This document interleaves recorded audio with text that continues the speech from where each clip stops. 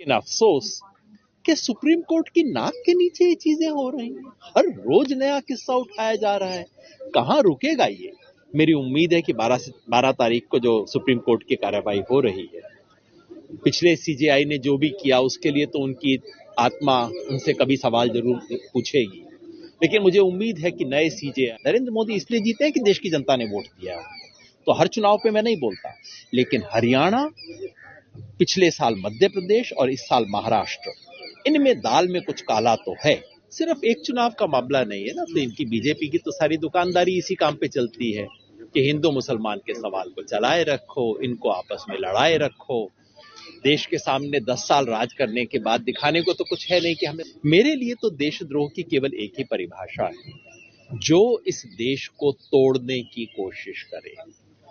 कैसा पाखंड है कि हम बांग्लादेश के हिंदुओं के बारे में, अल्पसंख्यकों के अधिकारों और उन पे हो रहे अन्याय की उछल उछल के बात करते हैं। आप कहते हो बांग्लादेश के अल्पसंख्यकों का सवाल हम यूएन में लेके जाएंगे, तो भाई हिंदुस्तानी अल्पसंख्यकों का क्या होगा? मैं सिर्फ एक बात कहना चाहता हूं, अगर आप इस देश की हर मस्जिद, हर मंदिर, हर इमारत को खोदना शुरू कर देंगे, आपको कुछ नहीं मिलेगा, बस ये हिंदुस्तान की चिता खुद जाएगी, हिंदुस्तान की कब्र खुद जाएगी। ये करते हुए ये देश तभी बच सकता है अगर हम ये सहमति बना लें कि 15 अगस्त को जो जहां था, जो मंदिर थी वो मंदिर, जो मस्जिद था वो मस्जिद, जो गुरुद्वारा था वो गुरुद्वारा, जो जैसा था 15 अगस्त 1947 को वो वैसा ही रहेगा। उसके बाद कुछ गड़बड़ हुई है उसे सुधारिए। उससे पहले के अतीत को अगर गड़े मुर्दे उखाड़ने की कोशिश करेंगे तो ये देश बर्बाद हो जाएगा। और 1991 का एक्ट यही कहता है। वो कहता है कि अयोध्या वाले डिस्प्यूटेड स्ट्रक्चर को छोड़ के, वहां बाबरी मस्जिद, राम मंदिर का जो डिस्प्यूट था, उसको छोड़ के इस देश में बाकी किसी बिल्डिंग के बारे में सवाल नहीं उठाया जाएगा, किसी रिलीजियस स्ट्रक्चर के बारे में। लेकिन अफसोस कि सुप्रीम कोर्ट की नाक के नीचे ये चीजें हो रही हैं। हर रोज नया किस्सा उठाया जा रहा है। कहाँ रुकेगा ये?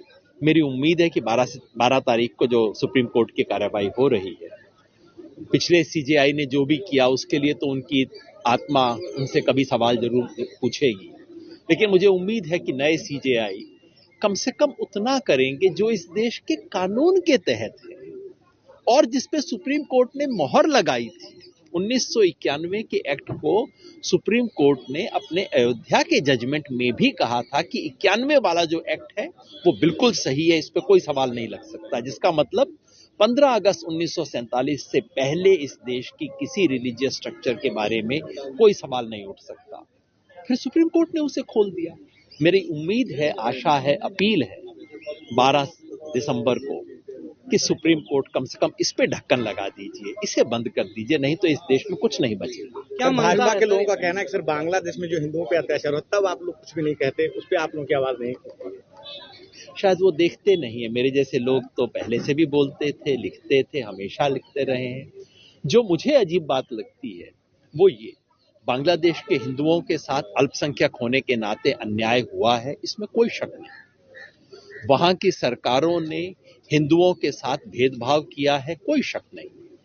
और बांग्लादेश की इस राजनीतिक उठापटक का शिकार हिंदुओं को बनाया गया है, अल्पसंख्यक होने का दंश उन्हें झेलना पड़ रहा है, उसमें कोई शक नहीं। इसके बारे में हर इंसान को बोलना चाहिए, कोई शक नहीं है। लेकिन जब आप कहते हो बांग्लादेश के अल्पसंख्यकों का सवाल हम यूएन में लेके जाएंगे, तो भाई हिंदुस्तानी अल्पसंख्यकों का क्या होगा? आप हिंदुस्तानी अल्पसंख्यकों के बारे में क्यों नहीं बोलते? मैं नहीं चाहता हूं यूएन जाए, मैं तो चाहता हूं मेरे देश में उठे, मैं तो चाहता हूं मेरे संसद में उठे, मेरे सुप्रीम कोर्ट में उठे।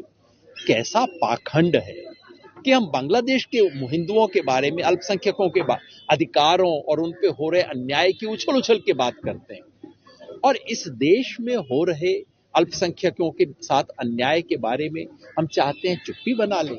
उधर बांग्लादेश आवाज उठाने वालों को देशद्रोही बता रहा है, इधर हम देशद्रोही बता रहे हैं। क्या पाखंड चल रहा है? सर, राहुल गांधी को देशद्रोही कहा गया, क्या आपको लगता है? उच्च कोटि का देशद्रोही समित पात्रा ने कहा है सर, गद्दार बोला ना, देशद्रोही गद्दार। कोई नई बात हो तो करे, उनका धंधा है, यही उनका काम है, इसी की उनको नौकरी मिली है। तो तो नौकरी चलाने के लिए कुछ लोगों को बहुत गंदे काम भी करने पड़ते हैं। आज इस देश में अलग अलग कोने पे जो हो रहा है उसे देख के लगता है कि इस सरकार को इस देश की कोई चिंता नहीं। मणिपुर 19 महीनों से जल रहा है, कोई साधारण झगड़ा लड़ाई नहीं है, ये सिविल वॉर है जहां ऑटोमेटिक राइफल से लड़ रहे हैं, जहां इंटरनेशनल बॉर्डर जैसी सिचुएशन बन गई है। और 19 महीने में कोई 20 देश घूमने के बाद प्रधानमंत्री को वहां जाने का समय नहीं। वही स्थिति एक छोटे अर्थ में संबल में दूसरे इलाकों में क्रिएट की जा रही है। ऐसा महसूस होता है कि सिर्फ यही नहीं है कि सरकार को चिंता नहीं है, बल्कि मुझे तो ये डर लगता है कि इनकी चिंता है कि ये आग जलती रहनी चाहिए, कहीं ये आग बुझ ना जाए।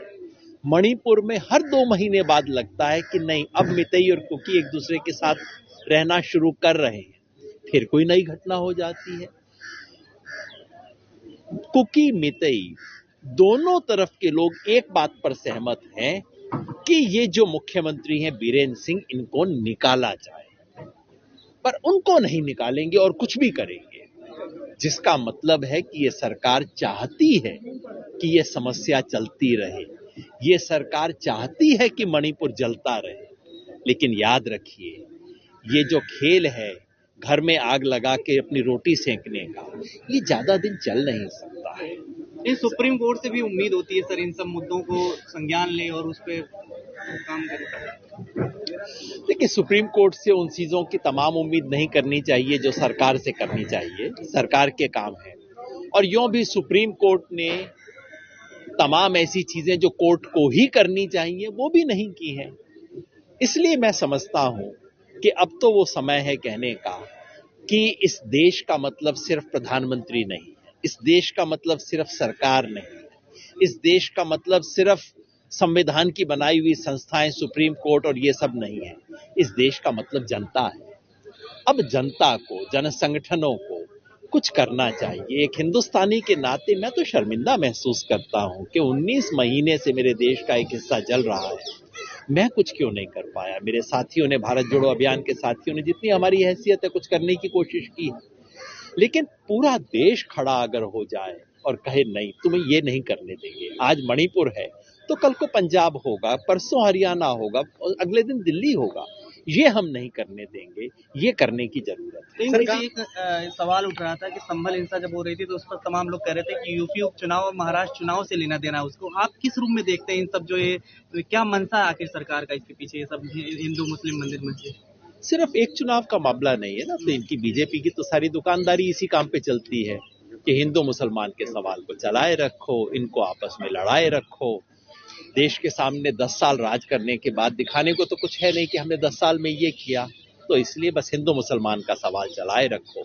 और मैं समझता हूं कि आपने, किसी ने कहा देशद्रोही गद्दार किसी के लिए बोला गया, मेरे लिए तो देशद्रोह की केवल एक ही परिभाषा है, जो इस देश को तोड़ने की कोशिश करे, जो भारत माँ के 2 बच्चे हिंदू और मुसलमान, उन दोनों में दिन रात नफरत फैलाए, दिन रात उनमें झगड़ा करवाने की कोशिश करे, वो भारत का मित्र नहीं हो सकता। मेरे हिसाब से सबसे बड़ा देशद्रोह वही है। सर, विपक्ष को क्या करना चाहिए? जो चुनाव में ये कहा जाता है गड़बड़ियां हो रही है इसलिए जीत रही है, आपको क्या लगता है हकीकत में क्या है, क्यों विपक्ष नहीं जीत? इसमें कोई शक नहीं है कि चुनाव में काफी गड़बड़ियां हो रही हैं। इसमें कोई शक नहीं है कि एक फ्री एंड फेयर इलेक्शन जैसी कोई बात इस देश में नहीं चल रही है। इसमें कोई शक नहीं है कि चुनाव आयोग बिल्कुल एक तरफा व्यवहार कर रहा है।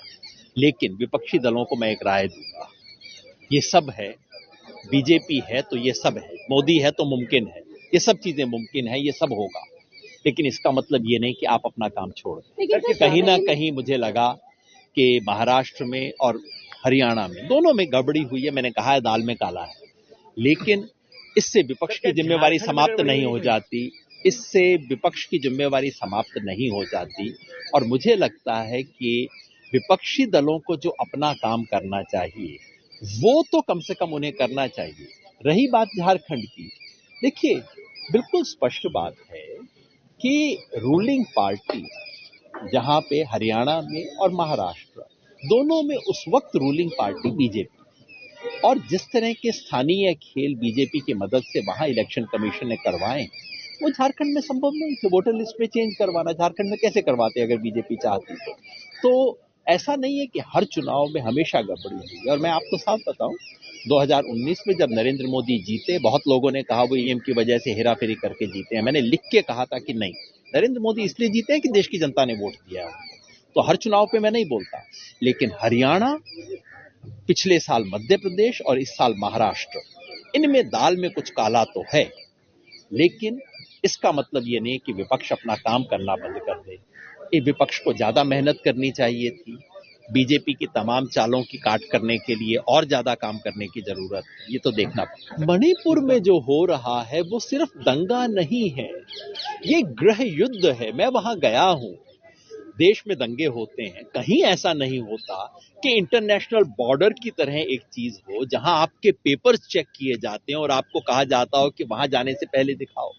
इस देश का कोई इलाका नहीं है जहां वहां का गवर्नर नहीं जा सकता। अभी यहां इबोबी सिंह बैठे थे, इबोबी सिंह पूर्व मुख्यमंत्री रहे, पूर्व मुख्यमंत्री छोड़ दीजिए, इस वक्त जो मणिपुर का मुख्यमंत्री है वो मितेई इलाके के बाहर कुकी इलाके में जा नहीं सकता। वहां के एमएलए इम्फाल में असेंबली में नहीं आ सकते। तो ये केवल दंगा नहीं है, ये केवल भयानक दंगा भी नहीं है, ये गृह युद्ध है जिसमें AK-47 ऑटोमेटिक राइफल चल रही हैं, ग्रेनेड चल रहे हैं, बम चल रहे हैं, इंटरनेशनल बॉर्डर जैसी स्थिति है। और अगर ये गृह युद्ध नहीं है तो